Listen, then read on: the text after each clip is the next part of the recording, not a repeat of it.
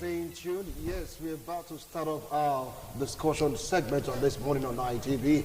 It's that time for us to take a look at this very important issue: financial autonomy for state houses of assembly or state legislators, and of course, judiciary.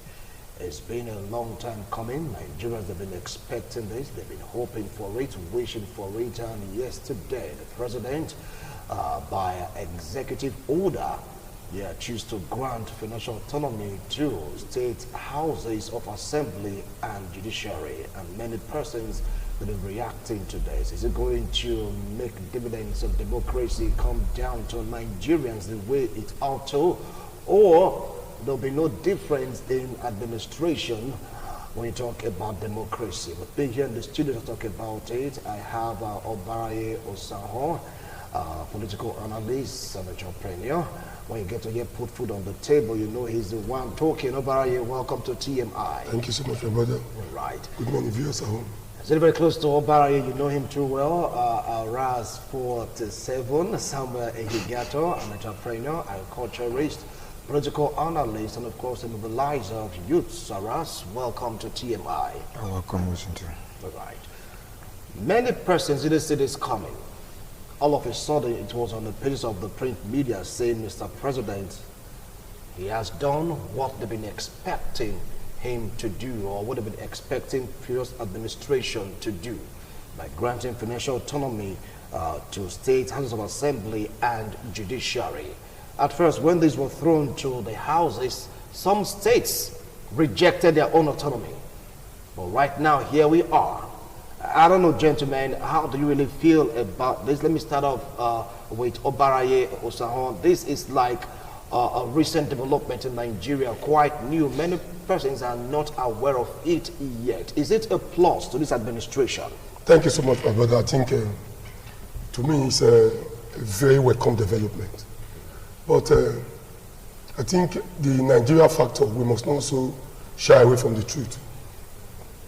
You've given autonomy to your boy that once worked with you. Is he also now very, what it now takes is for the manifestation of the signing of the said bill. Because we must not shy away from the truth. Even when the issue of this financial autonomy came up, some House of Assembly, most, citing Edo State as a case study, voted against theirs to say they don't want to have that financial autonomy. They still want to be a follow House of Assembly. But now, thank God, the president on his own wisdom has said, no, you people should not go and see no more. Start your own life to be.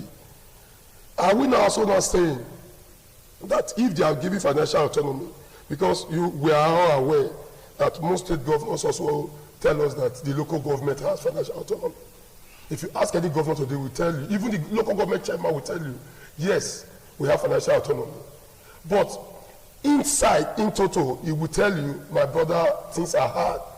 The governor has to collect the teacher's own, the governor has to collect these. Before he comes to our table, we have nothing to work with.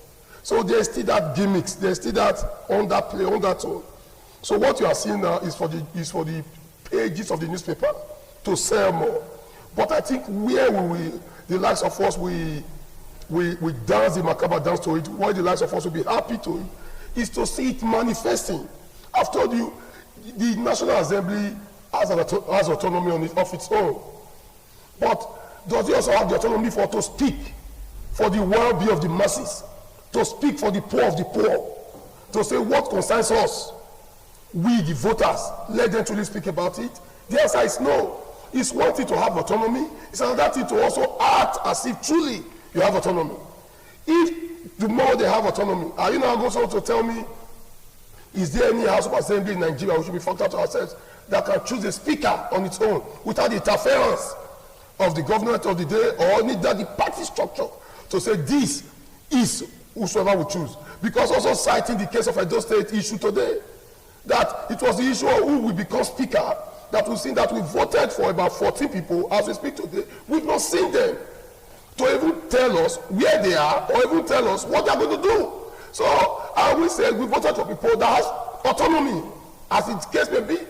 But in choosing their own leadership structure, again, the autonomy became vague. It became something that was not there.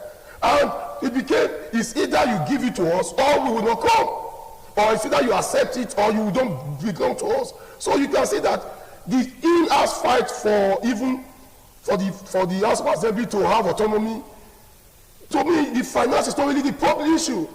What is the issue is allow it to run on a template on its own. Okay. But can it also run? It's very, very hard, because now they will tell you you must follow the party constitution, the party that brought you to play. You must also either follow the government. So the autonomy, my brother, is not really financial. The autonomy should be the autonomy of the mind, the autonomy of the heart. The autonomy of the mind and, of course, the heart. Yes. I will come back to you on that. Well, we're taking a look at the financial autonomy for states, houses of assembly, and judiciary. Not to worry, the video will soon tap the topic, yes, in front of your screen. Now, Samuel, from what he said, it's not about the financial autonomy. It's about the autonomy of the heart and the mind. What do you feel about this? Is it going to change anything? Listen, for me personally, I would say it is a good development, and it is a welcome development, because for long we have been agitating, civil society, individuals, all have been agitating for this autonomy to come true. Why? Because if you look at why most of the House of Assembly, the State House of Assembly being controlled by the governor or by the government in power as at that particular time, and the judiciary, they also have this issue of the influential of the government. Why? Because if I am your peer, you must dance the tone to me. If I'm the one giving you the money, you must dance the tone to me. So if they now have this financial autonomy, which is now making them separate, taking them away from the muzzle of the government in power, from the governor in power, then they will have also autonomy to stand for themselves, to speak for themselves, and to speak for the people, the masses. Because they are no more being muzzled. They are not more being connived by the state government. Because if you look at the House of Assembly issue, the governor of the day always have a superiority over them, because every financial interest to make them whatever they want to be, I don't understand, whatever they want to achieve in the House of Assembly must be tendered to the governor. But like in a situation where there's a financial autonomy, they can easily make their own budget. They can easily bring up their own rules and bills and everything. Without the state governor cannot oppress it. Without the state governor cannot use the financial aspect to bend the issue, to stutter the process. So I believe it is a very good one. Look at the judicial issue too. It is also very good, because if the governor is paying the judiciary, I don't understand, there are certain decisions that could be manipulated. Because there are some influence of the government, because the government have cases in the court as well. They will always be advantaged. But if the judiciary is free, then we will be very, very sure that the blindness they have against all that make them to stand for justice will surely come to pass. So for me, I think it's a good one, it's a good move, but we also have to think of it, what my colleague just said to you, my brother. Will these people from the House of Assembly really accept this financial autonomy and use it to understand that now they are independent, that now they can do things on their own without being muzzled, without being influenced by the government? That is going to be another problem. Because if you look at the reasons given then why they denied the autonomy, it was a government issue. It was a politics issue. They were playing politics with it. So, but let them not play politics this time around with it. Let them grab this opportunity and use the opportunity to better the people, to carry this politics down to the grassroots, down to the people that want them, down to the people they are representing. Because if they really do the right thing, I think this is the beginning of a better Nigeria with the policy. All right. Now, some governors claim that the alleged hasty issuance of the order will derail the collaboration between the Nigerian Governors Forum and the Conference of Speakers of the State Houses of Assembly. Some also are warming up for legal battle against the president because of the executive order. What do you feel about the grievances of some of these governors? That is where the greed comes in. You can see where you've not read this before. I told you, even if they give, with the government of the day allow it to play. Citing the case of the National Assembly, which already have their own autonomy. As we speak today, the last Senate president before this, you can see that they had loggerheads with the government of the day. Even when they were the same party, even after the guys did the count, they will still that if you bring somebody, you are not going to claim, we must. But you can also compare that to what we are seeing today. I get it. Some people say it's rubber stamp, but no, the guy is floating with the system of the day. Now, let's be so factual to ourselves, Mr. Wilson Marshall. The only one I think we should celebrate here is not that of the, we should celebrate that of the judiciary. I think that's the what we should be seen celebrating here. I said that nothing is worth celebrating for state legislators. Is that what you're saying right now? Yeah, before the emergency, you even saw some legislators. Some legislators in the country, they were in for the autonomy. Yes, why some was against? Some were against it. Yes, autonomy, yes. Somebody telling you, I don't want to be free. You should take those states behind it. Our own here, they moved the motion to say we don't want it. We want to continue the way it has been, because maybe they've collected from the back of the government to say, maybe as the case may be, this is it, don't agree. I get it now. But they also suffer the most, because if they had had autonomy, we would not have a divided house today. Because the speakership would have come here amongst them. Not somebody from Abuja telling you, I want Mr. Marshall, the other one saying, no, it's our house I want. And the people are saying no. So their loyalty does not belong to the people. Their loyalty belongs to the people, to their godfathers. The principals. That's where their loyalty belongs to. So you can see that they don't even believe in autonomy in themselves. They still believe in who will tell me what to do. I just want that's you don't before they go to work in the morning, they submit what they want to say to their leaders. And they will tell you, no, this number 2, remove it. How can you put this one here? I don't want to see it. Yes, sir. That is somebody that's serving that we voted for. So the governors going against it goes to tell you that is not different from what I've told you. The governor, for them to go to court to say they want to carry the president to court for hasty decision. And the government of the day have autonomy, as in they do what they want to do. That's why you can say a governor telling you the entire state is locked down. I don't want to say anything more, citing Port Harcourt as a case study. Because it has autonomy. But the legislator, that issue before you closing it, if there was a perfect House of Assembly, you have to seek their consent. Because you cannot just wake up in the morning and say, Governor, tell me not to move. But if my representative comes to say, oh, but how are you going to move? Okay, let's go and tell the governor, let's see how you can move within your jurisdiction. So if nobody fought against the governor's autonomy, for the governors now to start going against the judiciary and legislators' autonomy, goes to tell you there is an hidden agenda somewhere. Same governors will tell you local government has autonomy. I'm telling you, call any local government chairman you know today and ask openly, come here for interview. He will tell you, my brother, this is the best we've ever had. We are in autonomy. We take decision on our own. We do this. Immediately he leaves. You see him smiling to say, my brother, if I don't say that, don't you know I will be driven away?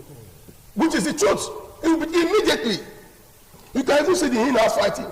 A governor will be suspended by a local government chairman will be suspended just because he or she didn't smile to the governor in a party.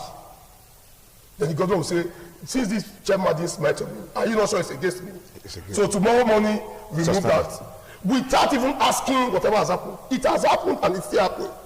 Even those councillors and all of them. So he goes to tell you there's no autonomy there. Okay. Why that is that? But these people will tell you if you tell them to vote, they will vote against autonomy. Okay. So until we have people, autonomy of the heart, that can tell you the way he says it, that's the way we say it too. Okay. There's no autonomy. Autonomy. Now they use the word hasty decision of the president. Was it really hasty? I don't believe it's a hasty decision. Because they use that term hasty, according to the print media. Listen. This issue has been with the National Assembly for years now. They have been dancing around it. Because they also said that they were not consulted. The bill has been done. They have read it, they have done all these things, but they refuse to give the autonomy. And the president has seen that there is private interest because the governors are lobbying the National Assembly, lobbying the House of Rep, you understand me, not to pass this bill.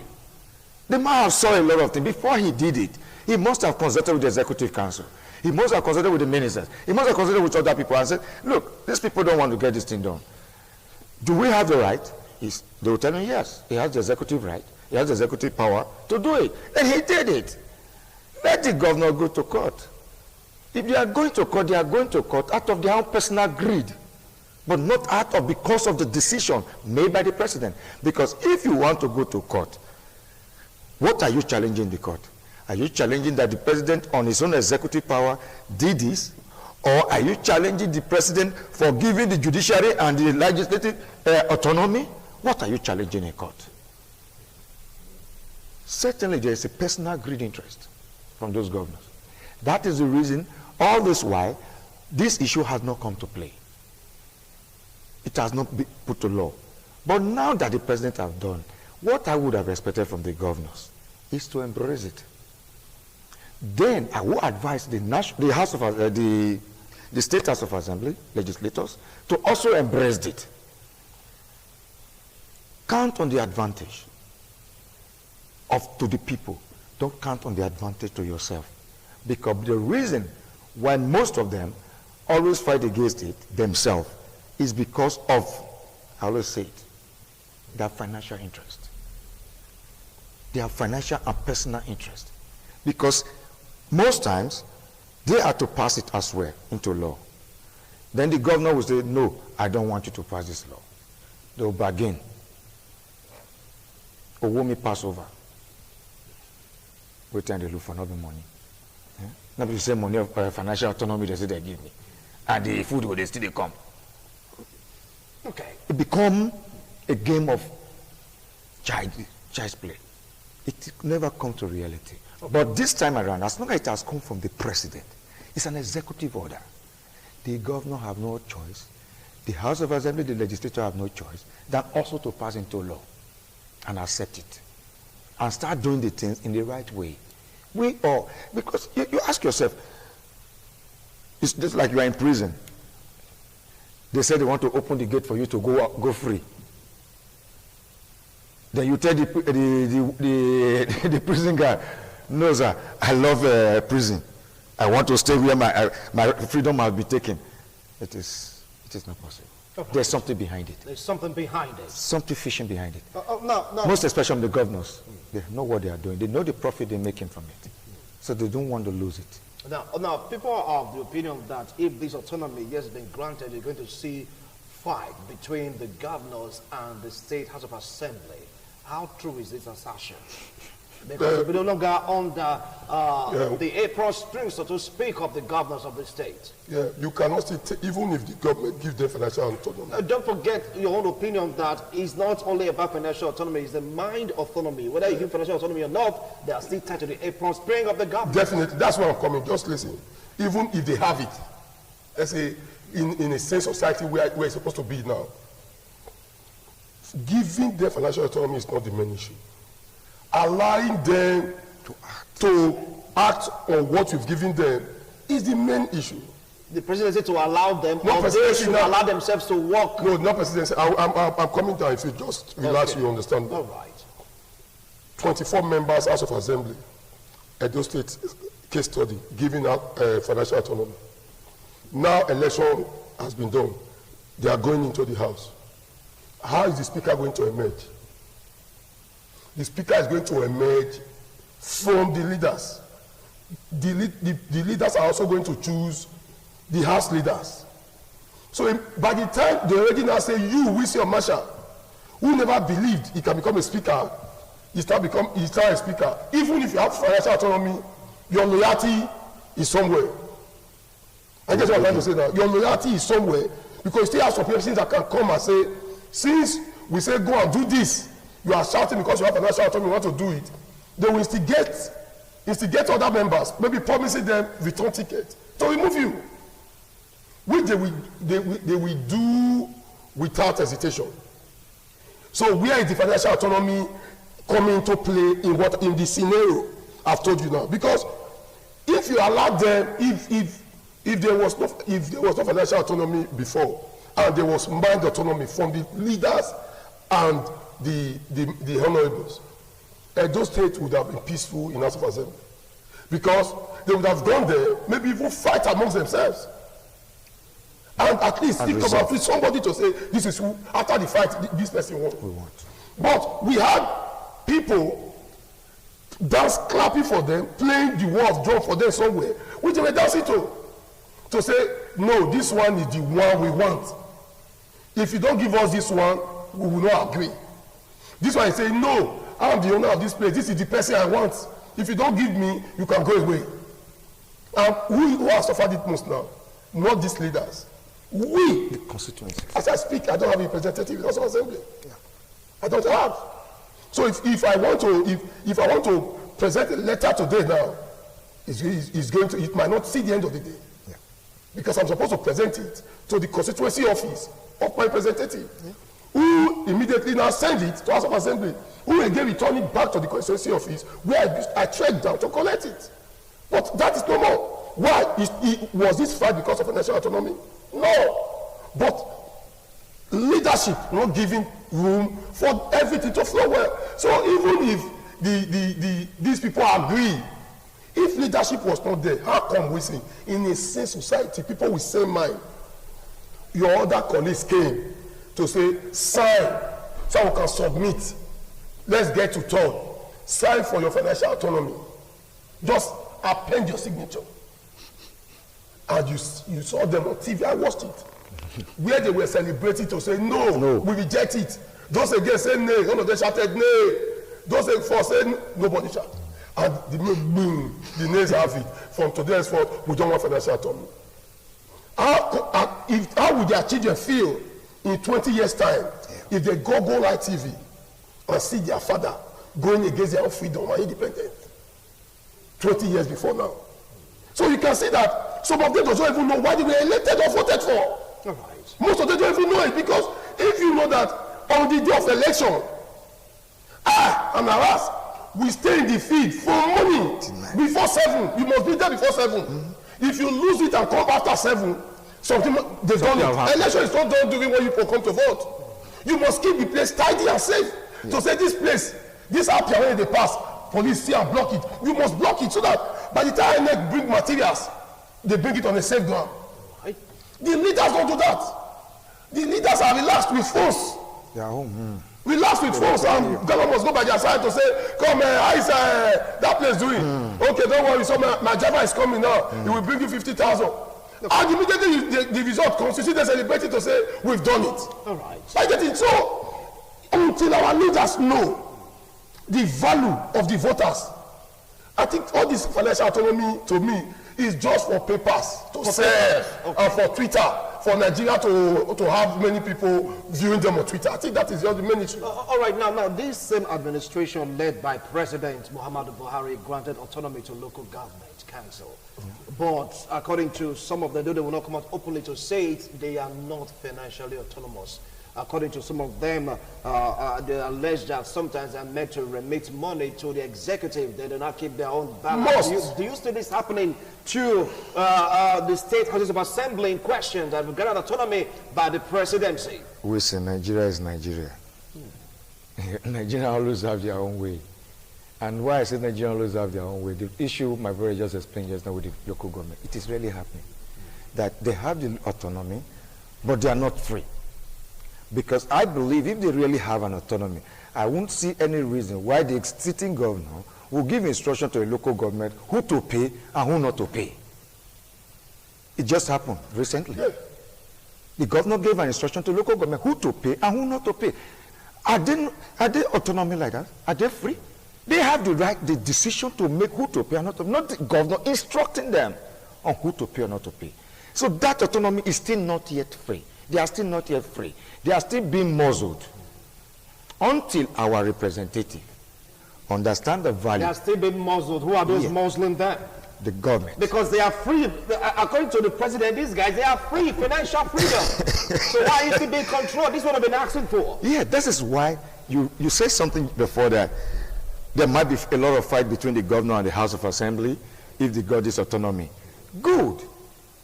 Free and fair. If they have this autonomy, definitely there will be issues with some governors. Right. Definitely there will be issues. But there's no issue that will have no solution. But the solution will at the end, let them fight for a self-autonomy also from the government. Now I have my financial autonomy, then also fight for your self-autonomy. In the sense that not everything the governor tells you, you put hand to. There are some certain things that are not in your line or to impact on the people. You should be able to say no. We can't sign it for you, sir. But is it happening right now? Because according to reports we are getting from this local government bosses, they are like, free and they are not free. That's why I said the Nigerian factor. Politics in Nigeria is about buck, money. It's only about money, money, money, money, money. These people themselves, who want to even give the financial autonomy to, that don't even want the autonomy, there is an interest. And what is the interest? Before anybody would deny what will give me food on my table, I don't understand.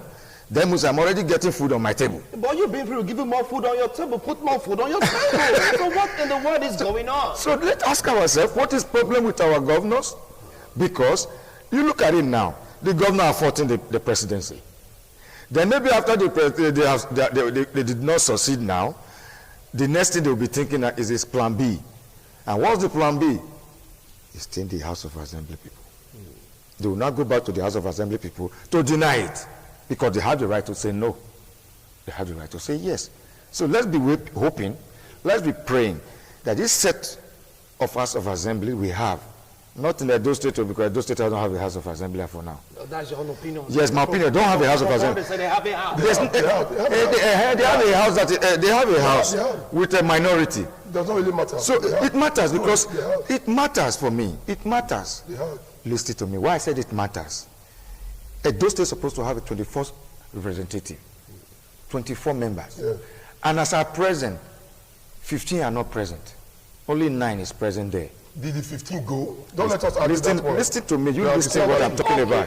What I'm talking about. We don't need to argue this. I'm trying to make my own point clear. Let me make my own point very clear. I don't strip into when you say something. They don't have a house on it for me. Because the 9 people there right now, if peradventure tomorrow, they are being given the opportunity to vote for their autonomy, they are definitely going to vote no. Because they're under the supervision of the government, they are made them to vote no before. But you are not in house right now. Listen to me. There are one people. There are one people there. Okay. It's a caucus there. Okay. The caucus choose the speaker. The caucus choose their leadership there. And the same caucus is under a principal leader. All right. That made them what they are. That brought them into place. Okay. So there's no way he's going to work against his principal. If the principal said no. But if we have the 24 members there, like other states, you're going to see that some states definitely going to accept it. Some will say no, some will say yes, but at the end they will not go for it. I will get the majority that will say yes. But at the present in our state, it's a pity situation that we don't have the majority to speak for us at the moment. Okay, Samuel, because person to speak for is not there. To carry my own message there. I want to not. Okay. To speak for other constituency is not there. From his own work is not there. The other one from the other one is not there. If they are not there, who are going to speak for us? We will speak our voice. Okay. That's why I said at the moment, if fewer people are speaking the voice for Edo people, and the voice that's speaking for Edo people right now is not the voice of the majority. Okay. It's not the voice of the general public. All right, Samuel. But a few 9 people. I'm going to pause you here right now. You spoke on so there'll be issue. Talking about Edo State House Assembly. I'd like us to stay, of course, though they are related. Now, you don't have the last line on this segment because we have a legal practitioner waiting to come in to respond. The presence of autonomy, but not being free. Take it up from there. That's the situation of some local government chairman. Let me quickly, my brother. Whatever we say for posterity. It would be better for our friends to show up and we're driven out than to stay away and said we were not invited. I get it now. If you invited me for this program and I came, And sometimes if I come, you tell me about it, can you please give me some time, or can you go next week? But if I don't come, how come will I start telling you how it happened? So we've passed that place. We can never go back to what we went to. The issue of financial autonomy, I lost sight in cases. A very good friend of mine, that is a chairman of one of the metropolitan government, was supposed to be removed a few weeks ago because the councillors were hungry, according to them. Most of them were saying they've had this so bad, they've had this so bad. And they served the man a letter to see them. And it was like the first time the councillors muzzled that faith to say, let's do it, if we are going to go down together. And they sent him a paper to say, see us so. I mean, that person said that letter to the leaders of the party. And the leaders of the party called the councillors and said, sit down. We fighting already, you want to add another one to it. I started complaining, don't want to start giving report, no one want it. And the councillors said, thank you to the leaders for inviting them. And this is not the best one. I have talked. I tell them what they are benefiting. It's because it's a government election there. If not, the suffering would have been worse off. I'm telling you the truth. In any of the governorship as you know, either sanitizer, Indomie, but at least they are doing something. I get it now. So telling me local government chairman has autonomy, how, where? Of the 18 local government chairmen, I think I should be friends to over now 11. Not just far friends, close friends. So we discuss what we are drinking. And you hear them say, please, don't mention my name. The house I'm building, let me quickly finish it. Oh. You know this. Are you getting it now? Yes. I'm telling you that, and what we sit down to say. Their hands are tight. But they are free financially. No, I'm telling you, don't. What I'm telling you, I said, there are some news they give to newspaper to sell. But in the in-house, people know what really is happening. There is no local government now to speak in Nigeria that the chairman is not under the apron string of the government. It's impossible because they came under ETSEC, not INEC. Times they choose who becomes the chairman. They choose who also becomes the councillor. And say this is how I want it. They choose the secretary for him, choose the special advisors for him, choose everything for his PA they choose for him, his driver they choose for him. So the chairman is judged to receive his salary. And the only minor grading of frauds. The last time we there is that one called way back where Lucky Benidio, where he did Boba, a state government project was done. You know the state that he did. I'm not sure any local government chairman can go for we hear their budget 1.40 billion, so 3 billion. No one can go for something at least gigantic of 500 million, 1 billion. It's impossible. They can't do it. Because the government will not allow it. The government will tell you, you want to outshine the master? No.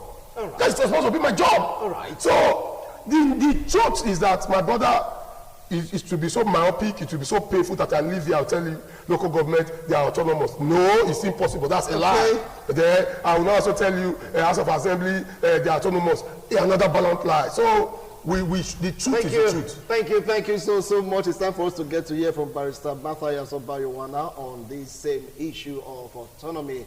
And if time permits, to take a look at also what they are suggesting about treating COVID-19 patients at home. My cases, mind you, my cases. We'll be right back. Do stay tuned. TMI, every opinion counts. Thank you so much for staying tuned. Yeah, we're still very much on TMI. We're taking a look at freedom of the judiciary, and of course, State House of Assembly is judging us right now in the studio. Is a legal practitioner, Barrister Matthias Obayowana. Barrister, welcome to TMI, Sunday's edition. Thank you, Marshall. I know you've been watching, listening. The first panelist talked about Obare was here, and of course, our Ras is very much here with us in the studio. What's your opinion about this executive order by President Muhammadu Buhari?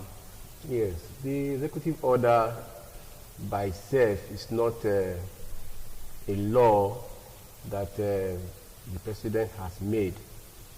Rather, it is an order which is directing the implementation of a law that is already in existence. Section 121, Section 3 of the Constitution of this country as amended, the Constitution as amended, are provided for financial autonomy for the judiciary and the legislative arm of government. And what the president has simply done is to direct, all organs of government, all the state parastatals to ensure that this autonomy is granted by urging, the appropriate organs of government to send the various sum or monies, that the legislative arm and judicial arm requires to run their own arm of government to them directly from the allocation source. That is what the president has done. And that is in line with the tenets of democracy. Because under Chapter 2 of the Constitution, which is the fundamental objectives and directive principles of state policy, the state shall ensure, a system of government that is based on democratic tenets. And for that to entrench that democratic tenets, that order was made. That provision was also made in the Constitution to allow for financial autonomy. You could imagine where the legislative or the judicial arm of government is being loaded over by the executive arm only, and especially when you're having an executive arm that is insensitive to the needs of the legislative and judicial arm. So you find that they will muzzle them financially, and things that they want to do, they will not be able to do. We are lucky in Edo State that we have a governor who is sensitive to the needs of the judicial arm. That's where I belong. You can find out that there is a new court house that has been built now, close to the old one, the High Court complex. You can see National Industrial Court that have been built. You can see the State High Court accommodating the Court of Appeal, whose premises have been enmeshed with a flood. So the government is doing its best to ensure that the judicial arm is well and up and doing in Edo State. But where you find a government that is not sensitive to such arm of government, you find that whatever it is that the judicial arm requires to function properly will not be granted them. So it's like they're going to go cap in hand begging. So to avoid such insensitivity on the part of the executive arm, so the provision was made in the Constitution, and then the president is giving a directive now by that order to say, look, implement this provision in the Constitution, ensure that the money which they require is sent to them directly, and let them carry out whatever needs, that they need to do. You can find a situation whereby of course, they are going to also have some challenges because many of the judicial arm, for example, now may not have been very much in tune with the implementation of a contract, giving that contract, following up to ensure that things is done properly and the rest of it, because they have not enjoyed financial autonomy. So you're going to take some learning process. So there must be a synergy still between the judicial arm or the legislative arm and the executive arm in terms of all of this. You want to make purchases, the Procurement Act has to be followed very closely to ensure that you make correct purchases for the people who require whatever thing they're going to purchase. You want to build the structures, you want to ensure that contract given out properly, follow due process to ensure everything is done properly. These have been activities carried on by the executive arm. So they must still synergize with the executive arm, to properly situate themselves. Such people that have to pay their salaries by themselves directly, they have to buy vehicles for judges or magistrates or presidents of customary or area courts. They have to build the structures, the court houses here and there. They have to equip it with necessary gadgets to ensure that the proper function properly. They have to if they are going to travel for trainings, internationally or locally. All of these provisions have to be made because, of course, he who wears the cap knows where it pitches. So it is the head of the various court, I think, the judicial arm, that knows the peculiar needs of that arm of government. So they're able to put it down in the budget, which they will present to the National Assembly, and then when that budget is passed, they choose to implement it to the latter. But whereby it's only the executive that is doing it, you may present your budget, and the executive will prioritize and say, okay, well, we'll take this, we may not take that. Whereas where you are in charge, financially, and you present your budget, and you are able to defend it properly before the House, and that budget is appropriated, okay, fine, this is the money voted.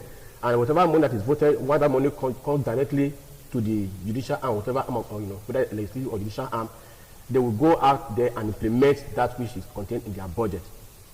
So this is meant to entrench democracy, democratic tenets in this country. you know, and to foster, to boost it. You know, especially where we find ourselves in the terrain where the executive arm of government does not find any need, you know, to do anything for the other arm, except they come cap in hand beg you always meant to do their bidding. If you don't do that, they'll fizzle you and remove your whatever needs. So you are always there, you know, at their beck and call. But in this instance, the president wants to correct that imbalance because it is one government. Whether you call it executive arm of government, legislative arm of a government, judicial arm of a government, the three arms of this same government must function properly. So the policy trust, you know, that will govern, that will direct the activities of that state, you know, it is what we have been entrenched into the Constitution to ensure that the democracy, to ensure that the justice for all, there's fairness, to ensure that there's equal distribution of wealth and all of this. These are the basic, you know, principles as you have in our Constitution. To enable it to work properly, there must be a synergy between the three arms. If they are only, you know, act as a check and balance onto others, because the judicial arm now has to check the activities of the executive and even the legislature. Sometimes there are certain laws that you pass that will be contrary to the Constitution. If the judicial that will look at it and say, no, they cannot pass this kind of law, they go contrary to the Constitution. By section 1 of the Constitution, that law should be struck down. Executive arm also carry out some activities to know what you have done now is against due process. You need to follow the rule of law, it will be struck. So you check each other. So the executive arm is there, whatever activity they carry, they have the thing to have the wider powers. But whatever activity they carry on, the judicial arm will check it. The executive arm also carry out their own activities. If they also run afoul of the Constitution, the judicial arm will also check it. The legislative arm also control the spending, the expenditure of the executive arm and other arms. Once they have paid money for you, it must be spent as you have appropriated. You cannot spend beyond it. You know, whatever is left over, you must also retire it. So you cannot just spend money, you know, at your own capital. So these are three arms of the same government that must synergize whatever they do.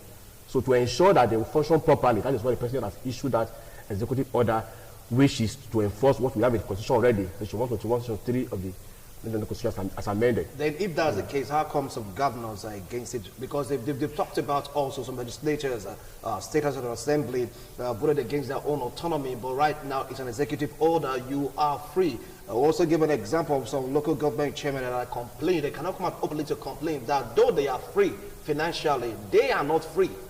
So how can you relate that?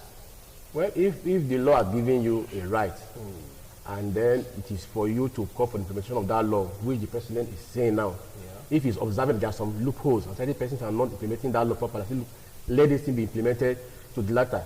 I do not see a situation whereby people will not be talking about voting. You are voting for a right which you already have given to you by the Constitution. Voting for it or voting against it, it doesn't come into play. The Constitution, Section 3 of the National Constitution amended, has already given financial autonomy, granted financial autonomy to the legislative and judicial arm of government. So what the president is simply doing by that order is say implement it and ensure that this thing is implemented. So it does not call for voting by house, or, you know, or voting by, or you know, any kind of agitation by either the judicial or the executive arm. It's already there in the Constitution, so you call for the implementation.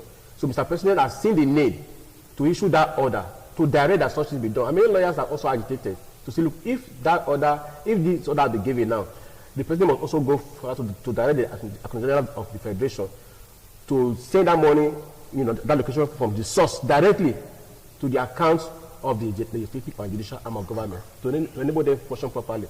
So if they are still executive arm of government and they still holding on to the finances and not releasing it, and not, no, this time around they're not holding on to it. It's like they are mostly in these local government bosses allegedly, though they're autonomous now, to, you know, remit some back again to the executive. Do you see it happening this time? That is the State House of Assembly. That is outside of the purview, because these are just allegations. Both the legislative and the executive arm, whether the state government and the local government, they are both executive. They are both executive. Even the local government, they also have their own legislative arm, which is their own councillors and all. Headed by the council and the rest. So they have their own. Is a third tier kind of, you know, grassroots government. So that is what they have. So they are both executive. See, whatever money that is meant for them, the executive arm has given to them, and they are not making use of it properly. The people are not making allegations that some money is still being removed, or they are saying, you know, pay loyalty, whatever. That's between them, you know. But money by the law, money have been released to you to get work done. So you work with the resources available to you.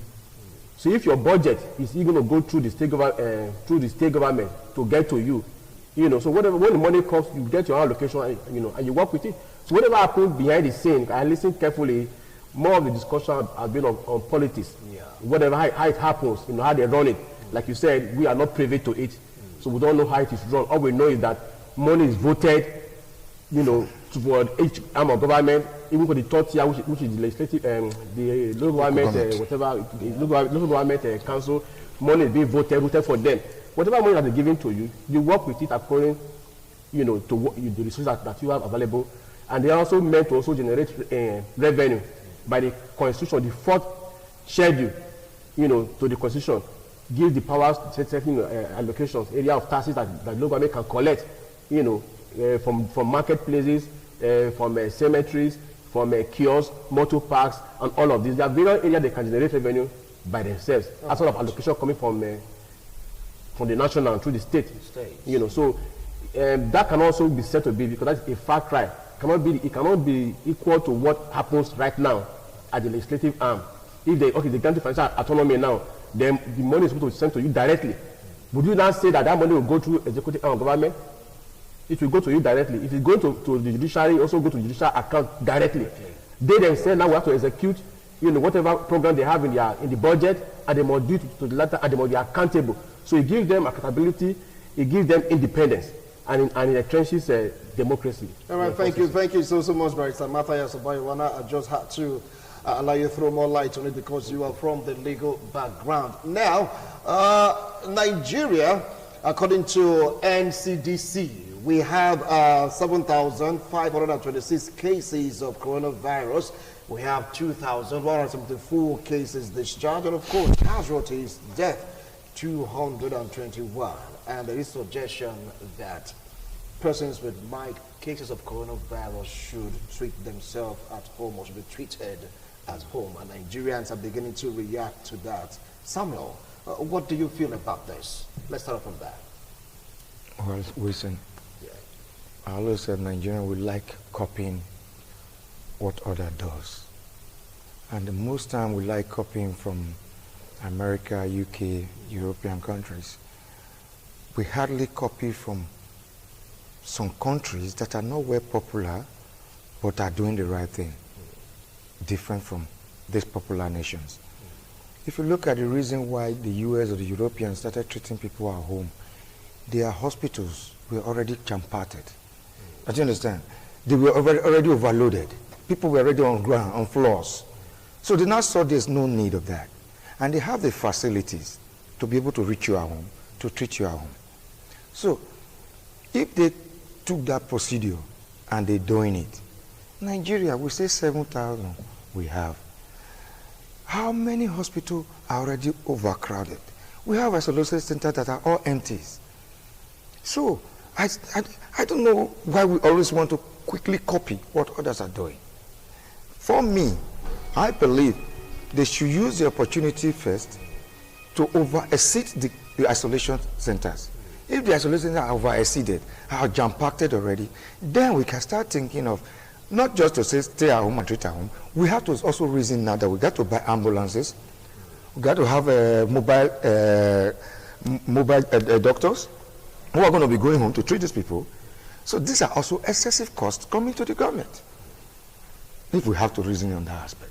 So for me, I think it is a misplaced priority. Misplaced priority. Yes. Home treatment, the impact in misplaced priority because we have enough spaces in our isolation centers. As at present, like at those states, we have free spaces.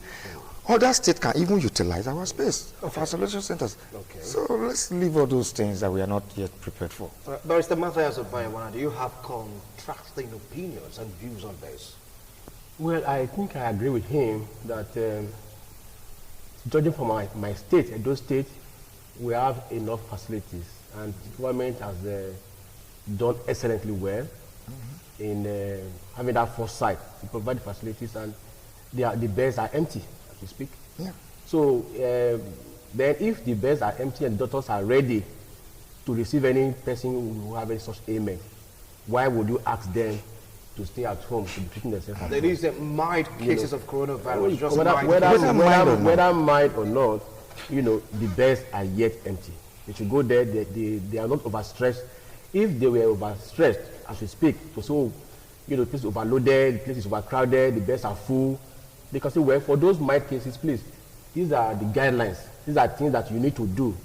Isolate yourself, you know, by yourself, ensure that people don't come close to you, and then these are the various things that you should do. Where the thing gets worse than this, please call. We'll come and meet you at home. That is not the case now. So except maybe in Lagos State, because in those states, they are not having such situations. So maybe in Lagos State, they're so overcrowded and they don't have enough room. You can hear them at the time asking for people to donate their homes for, you know, isolation centers and the rest of it. So if that is the case for those other states that are so overcrowded, of course, there's no way you have to prioritize. Even when you're having an accident situation, you know, the FRSC guideline will tell you that once you go there to rescue, the first thing you do is to look for those who are in danger, you know, at the danger of losing their life. Those who have already lost their lives, leave those ones. Those who have mild scratches here and there, find a way of taking care of them, you know, but concentrate on those that you know that seriously, you know, in danger of their lives.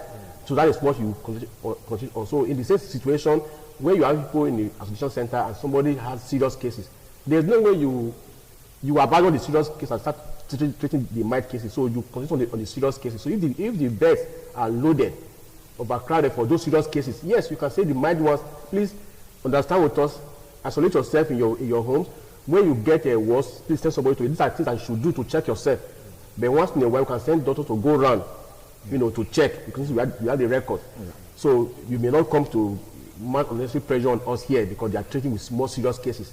So in such circumstances, yes, that directive is welcome. But where you don't have such circumstances like we have in those states where the government has prepared adequately, with over 200 space, you know, why will you ask people to stay at home? If you have any such symptoms at all, come to the place and they will treat you. Sarah, because according to reports, Edo, Ondo states and 5 other states rejected that suggestion, saying they don't want to be part of it. Now let's take a look at this. Well prepared. Well, people are talking about the financial implication that is one of the reasons why they're making this suggestion, taking care of people in isolation centers. Does everything to do with finance? Listen, I don't think this has to do with finance. I think whoever that brought the suggestion and those that brought the suggestions, I think it is a copy mindset, because the Europeans are now treating most of their mild cases at home. US are treating their mild cases at home. They now have to think of Nigeria should do the same. For me, I don't think it's the financial situation, because look, like Edo State, for example, we have over 200 space, according to the governor. So we have only 25 cases as at present. So those 25 cases, they can still be taken care of in the isolation center. So even though we still have up to about 100 or 150, Edo State is still prepared to accommodate those people. I don't understand, in the isolation center they have. So what does the finance have to play there? Listen, I don't think it's a financial issue. My own, I just believe it's a copy mindset. Let's do what others are doing. That is just it. That is it. There's nothing to do with that, because we still have enough space. As long as we still have enough spaces, I keep repeating it, as isolation centers, and the people who are affected are still very, very less than 10% of the isolation centers we have. We should not even be reasoning. All right, let's take a look at Lagos State. It has gone beyond 2,500 and counting. I feel of the opinion that if this becomes a kind of a norm, it's going to increase the spread of this virus. Do you agree to that school of thought? What becomes a norm? Treatment of mild cases of coronavirus at home. Of course it will. There's no way. You see, now they say don't receive visitors, don't allow people to come close to you. We are in Africa. As an African, you find your neighbors. There's no way your neighbors will pass by your house without saying hi. Without greeting you. You know, so now they come to knock at your gate to say, "My brother, how you doing?" Say, "Fine." You know, maybe their kids want to play with your kids and the rest of it. They may not be in school. All you need to do is to provide water for them to wash their hands, and you cannot shut them out. Now you say people should stay back, and you have mild cases, stay back at home, do not come out. There's no way you can control that without having them mingle one way or the other. You lock yourself in the house. Maybe a father has a mild case. You lock yourself in a particular room, and your kids are aware that you are around. They don't understand why you don't want to you don't want to see them. You know, so one way or the other, they may barge into you to come and embrace you before you know it. So if you say treat them at home, it may not work.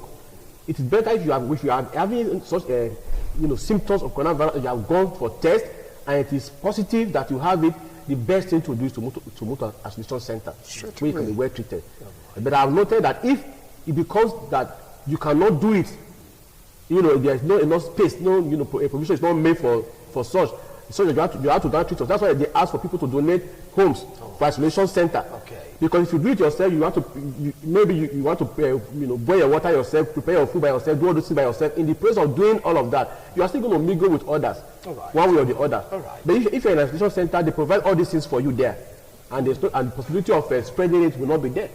Or neighbors coming to come and say hi to you, your kids have embraced you, other people to play with their kids. So I agree that if there are two people at home, and like you're talking about in Lagos, it might escalate, that case. They must provide for facilities. Like I've been noted, if you don't have enough bed spaces, let people donate their homes. Thank you. Thank you so much, gentlemen. Our time is up. It's almost 10 o'clock. It's time for us to join our Catholic faithful for their mass. Appreciate a wonderful analysis, and our viewers out there, thank you so much for being a part of it. Not to worry, the discussion is a continuum. Still more on autonomy, financial autonomy for state legislators, and of course judiciary. We're going to throw more light on it in course of this week, and of course the suggestions of treatment of people at home with mild case of coronavirus. Gentlemen, thank you so much. Bye for now.